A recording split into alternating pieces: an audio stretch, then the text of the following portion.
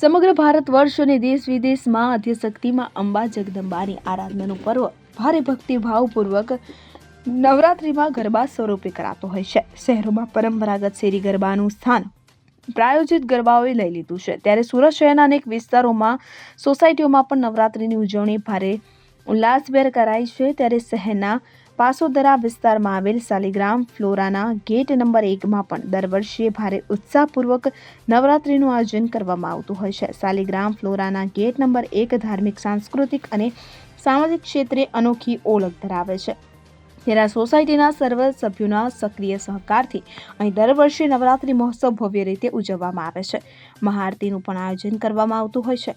અને આ વર્ષે પણ શાલિગ્રામ ફ્લોરાના ગેટ નંબર 1 સોસાયટીના સર્વ સભ્યો દ્વારા ભેગા મળી નવરાત્રિ પર્વના 8મના રોજ મહાઆરતીનું આયોજન કરવામાં આવ્યું હતું. જે બાદ સોસાયટીના સર્વ સભ્યોએ મળી રાસ ગરબાની ભારે રમઝટ બોલાવી હતી. જે બાદ તમામ નાના બાળકો માટે ઇનામ વિતરણ કાર્યક્રમ યોજી બાળકોને ઇનામ આપવામાં આવ્યા હતા.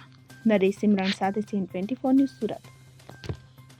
હવે જુઓ દેશ દુનિયાની તમામ ખબરો તમારી આંગળીના ટેરવે. ઉઠાવો મોબાઈલ અને ગૂગલ પ્લે સ્ટોર પરથી ડાઉનલોડ કરો અમારી CN24 ન્યૂઝ મોબાઈલ એપ.